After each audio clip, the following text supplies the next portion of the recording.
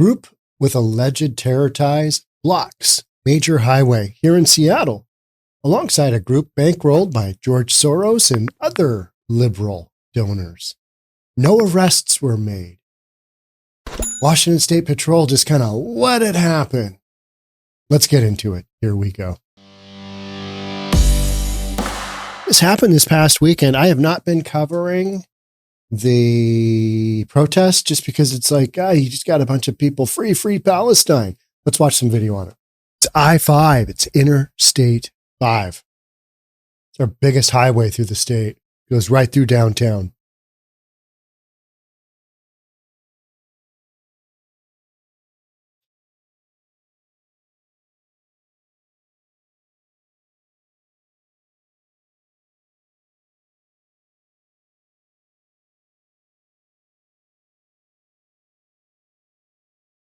Backed up traffic for hours.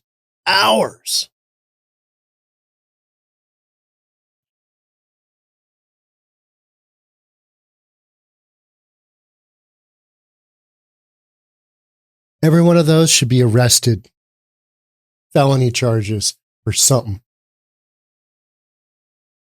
Look at these jokers. They're doing circles in the middle of the freeway.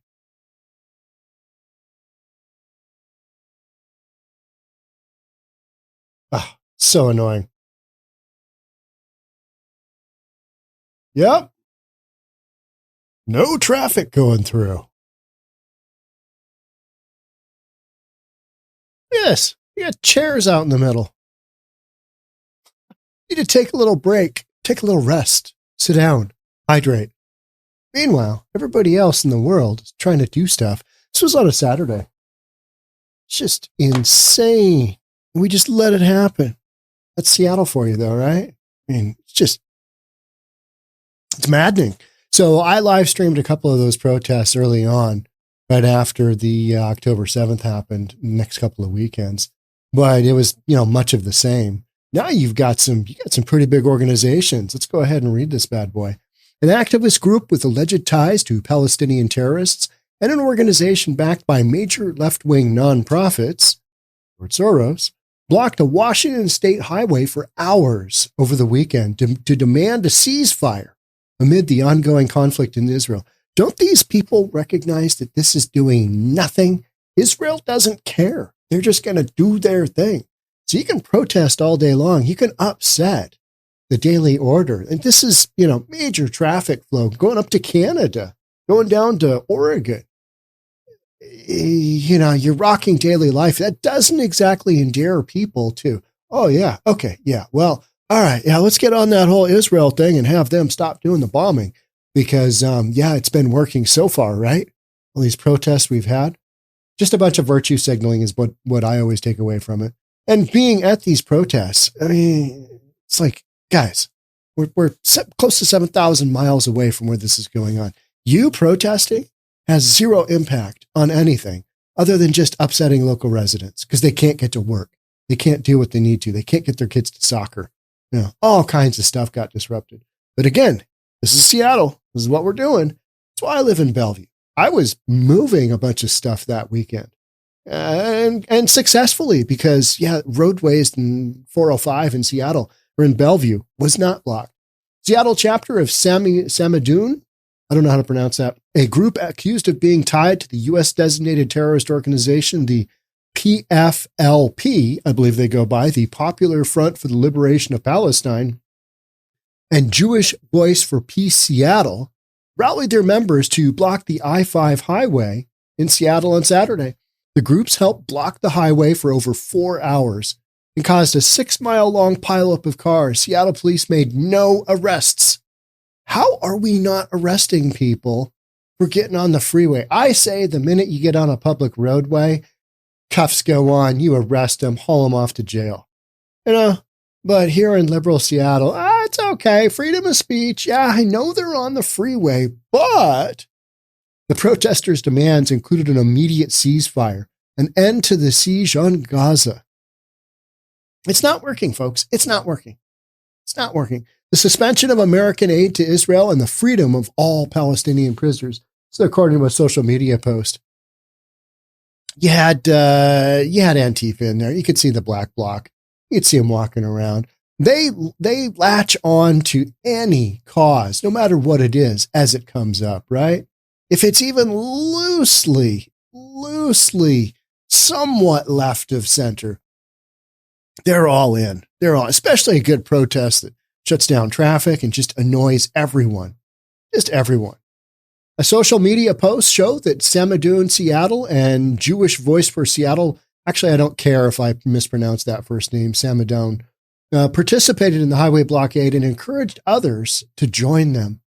A joint social media post made by the two groups bragged about disrupting business as usual in the city and surrounding area for more than 4 hours. This was all over the news. This was just, here in Seattle, because it shut things down. This happened near the Mercer Street exit. It's the exit I always talk about that has like 80-something thousand people going on and off. And we had the big homeless encampment and had a big fire happen there. Somebody got killed and their body got dumped, wrapped up in a tarp. And we had another guy build a little tiny house. Remember tiny house guy from, he built all of this little tiny house from scraps from a dumpster. Yeah, it's on I-5, kind of right by that exit, right in downtown Seattle. The Seattle Times identified Jewish Voice for Peace as one of the organizers of the blockade. A post from Sadun, Seattle, encouraging its followers to join them at the highway blockade, concluded by saying that there will be no business as usual until Palestine is free. Okay, all right, yeah. Stay away from I-5 in Seattle. That would be just kind of a recommendation. What a bunch of jokers.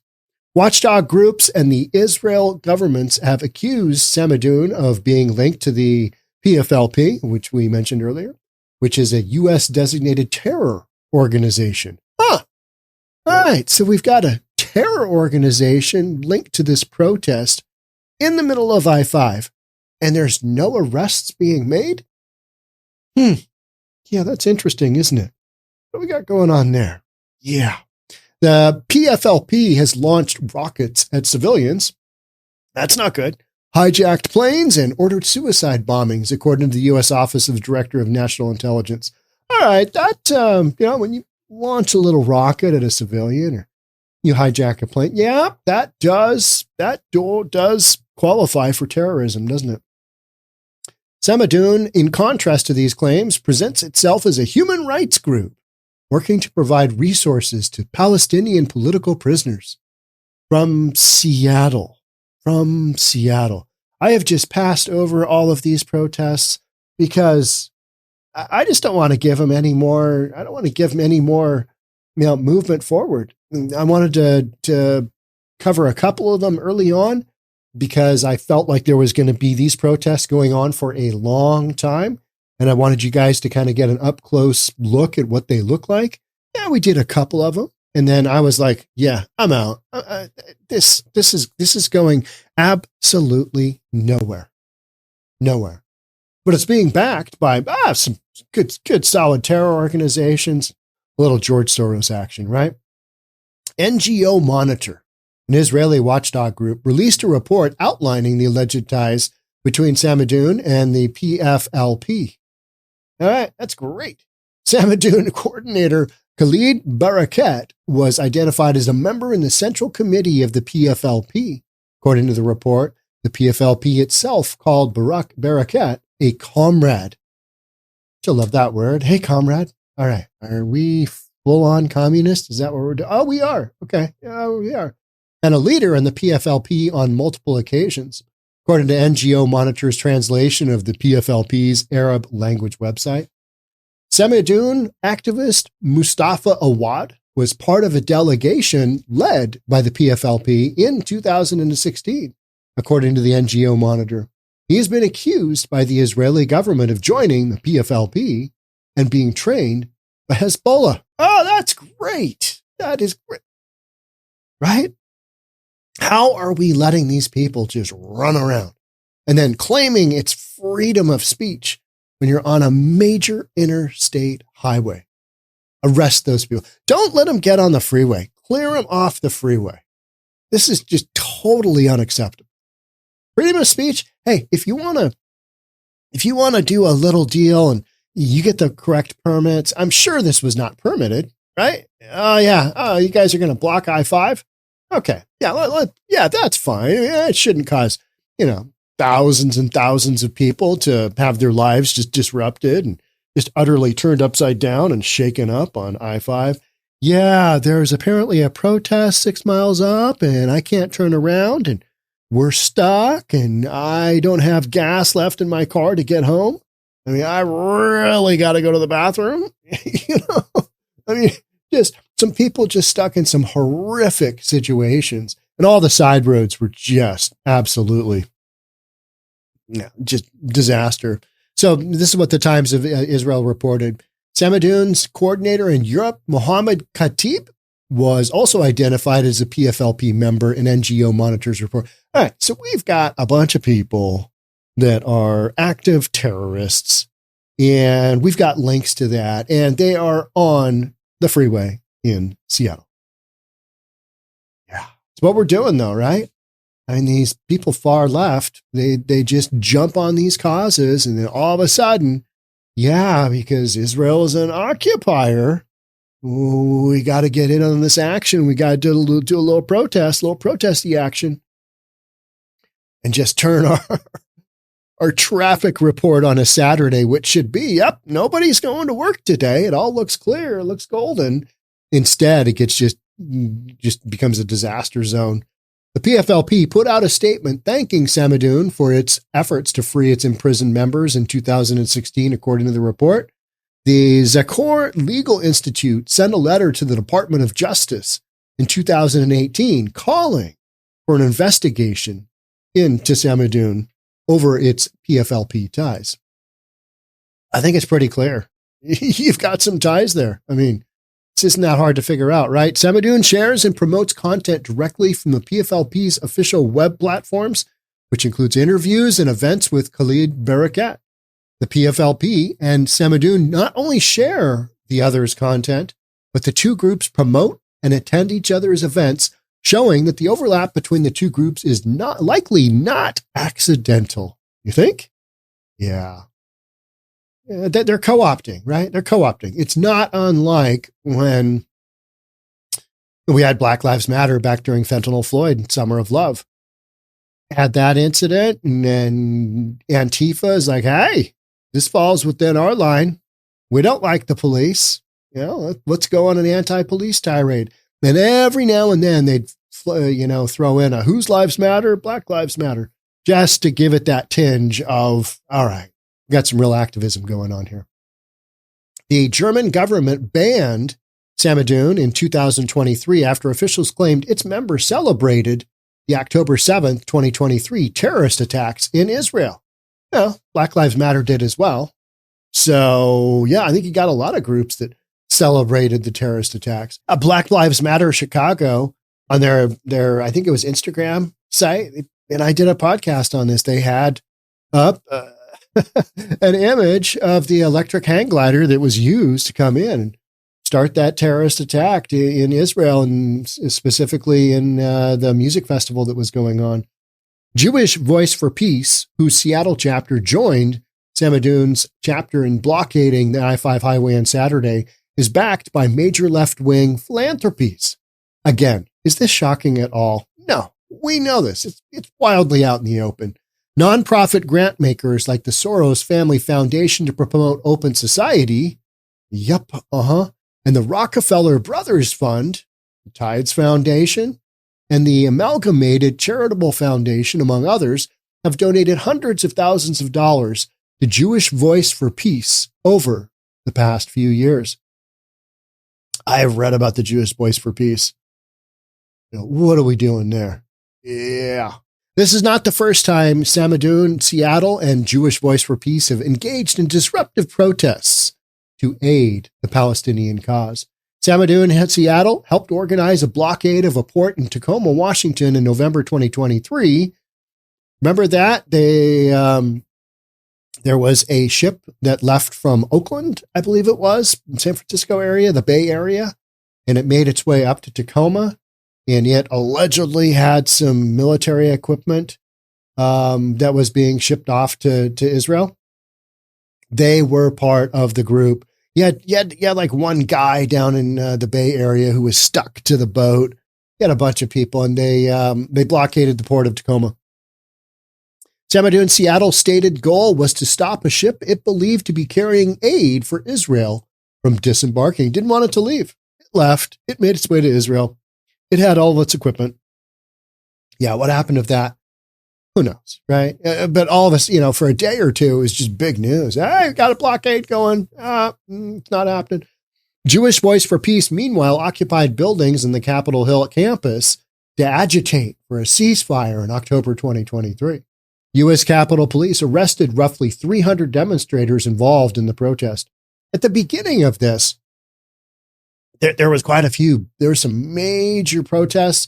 Washington, D.C., New York City, here in Seattle. I know they had anywhere that with, protesting is a sport. It certainly is here.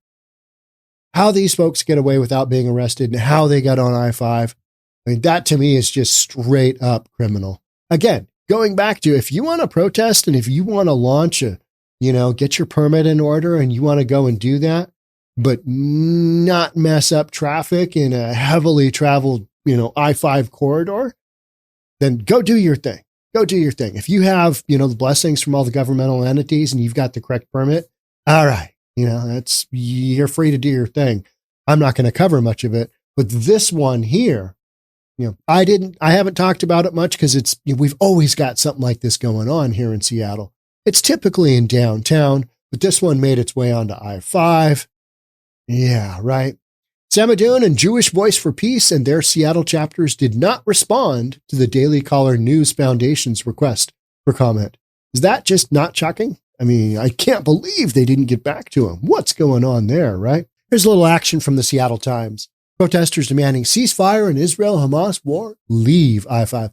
And you literally had, what'd you have, a couple thousand people? I mean, it was a big, big group. This photo here doesn't show it all. Look at this, land back. I mean, you've just always got all these harebrained, connections to land back. We support Hamas. Demonstrators calling for a ceasefire. I'm not going to read all of this, but we'll just get a little taste from the Seattle Times. Demonstrators calling for a ceasefire in Israel-Hamas war blocked traffic.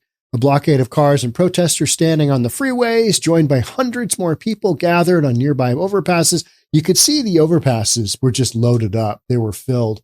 Caused a 6-mile backup. I saw a 4-mile backup, a 6-mile backup. Organizers and attendees said that they were protesting to draw attention to the increasingly dire humanitarian crisis in Gaza.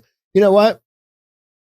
That whole thing is going to go on until Israel just determines that they have absolutely taken it to Hamas, right? As they should. That's the way I see it. As they should. Any of this other stuff, they're not listening to you. Protesters, they're not listening to you. They don't care. They are on a mission and they're going to get their mission done. And whatever you do is just, it's Charlie Brown parent speaking. You know that term in the cartoon when Charlie Brown was low level and you had the parents that were all very, very tall and you could hear from the parents and all it was wah, wah, wah, wah, wah. That's all Israel is thinking of all these protesters. It's just not even noise they hear because they're almost 7,000 miles away. This has no impact on anything, but people are just getting worked up. Some held a banner that called on Washington Senator Patty Murray, who chairs the Senate Appropriations Committee, to support a ceasefire. Everybody wants it. They want a ceasefire right now. You need to support this. And then you've got the other side saying, well, you need to condemn, anti-Jewish sentiment on campus. Can you believe? I mean, I can believe it that the president of Harvard got let go because she wouldn't come right out and condemn it. But she also had a little bit of plagiarism in there. These stories are, you're like, what is happening? What are we doing? We're blockading on the freeway. But this isn't uncommon for Seattle. This is pretty much just like, you had another protest. Protesters came together to communicate that there can't be any business as usual as long as the war continues, said Michael Grant with Jewish Voice. We are having to escalate our demands to the heart of Seattle. Yeah, the problem is a lot of people just don't care. It's kind of your thing. And you know what? 6 months ago, this wouldn't have been your thing at all. You wouldn't have even known what Hamas was. Guaranteed. Where's Israel? Where's Palestine? Where's the occupied territory? Where's the Gaza Strip? Where's Gaza City? Where's all that? I mean, it would have been like, what? But now all of a sudden, free Palestine. From the river to the sea, Palestine will be free. Seattle area demonstrators have taken to the streets nearly every weekend. And I don't care anymore because it's not really that relevant to me. I mean, maybe it's relevant to you, but I don't think so because we didn't get a ton of looks on those live streams. You had some people like, hey, Sean's out there again. And what's he looking at this time? I actually had people say, hey, I thought maybe you were supporting, the terrorists. I'm like, no, I support Israel. That's kind of what we're doing here. So, but you covered a protest. Well, that's kind of what the media does, whether it's good, bad, or indifferent. You go and you show what's happening, right? So that was my role in covering the live streams of the initial protests. As demonstrators blocked freeway traffic Saturday, Seattle police and the Washington State Patrol descended onto I-5, but they did not move in to physically disperse the group or make arrests. Throughout the afternoon, protesters decried Israel airstrikes that have killed civilians and children and driven others into increasingly crowded areas of Gaza. Health conditions and access to food have worsened dramatically, and the United Nations estimates that more than 500,000 people in Gaza are starving. And I blame Hamas on that. I think that's all on Hamas. I mean, that's kind of where I sit, right? I mean, are we that far off? It's like, okay, what precipitated all of this? What precipitated all this? Yeah. And I know it's a much bigger picture than this, but I have yet to have anybody tell me, just outright lead me to believe, okay, yeah, this is something, this whole notion of we're going to have a ceasefire. It's pointless. It's fruitless. It's irrelevant. We're so many thousands of miles away that it's just ridiculous. It is virtue signaling at its greatest, but that's what Seattle's good at, right? That is what Seattle's good at. Hey, let's get out there and we'll chant. We'll hang, we'll do some signs and we'll get everybody all worked up. And then, the minute that the protest is over, everybody's like, hey, yeah, you want to go get some food? You want to go to a, because I hear it. People are like, hey, you want to go to a bar? It's like, for that split second, you're so concerned about what's going on over there. And then all of a sudden, yeah, we got to get back to reality. How about those Huskies? Huskies did not do well, did they? No, they got thumped. They got thumped by a better team. Let's be honest. But getting back to this, yeah, the demonstrations have amped up because, week after week after week, you keep doing those. All of a sudden, you actually start to think, hey, this is terrible. This is horrible. And, having a ton of civilians get taken out, Palestinian civilians, yeah, that's not cool. You don't want to have anybody die anywhere. But unfortunately, this is war, and that's what happens. Collateral damage, it's what you're looking at, right? It's been interesting to see how the news stories have shifted from the whole Gaza thing basically to the border. And so that's why I am going to cover the border situation. I'm going to go down to Eagle Pass. I might go to another area and see what's going on, but I'm going to be down there next week. So by the time you hear this, I may have already been down there, but we'll have lots of content coming out of Eagle Pass. I'm just going to go down and see what footage I can get, see what's going on, but I want to be boots on the ground so I can share that with you. So if you're enjoying this content, love to have you subscribe, hit that notification bell, hit that like button for this video. It really helps the channel out. All right, that's it for me on this one. I will see you on the next one. Bye for now.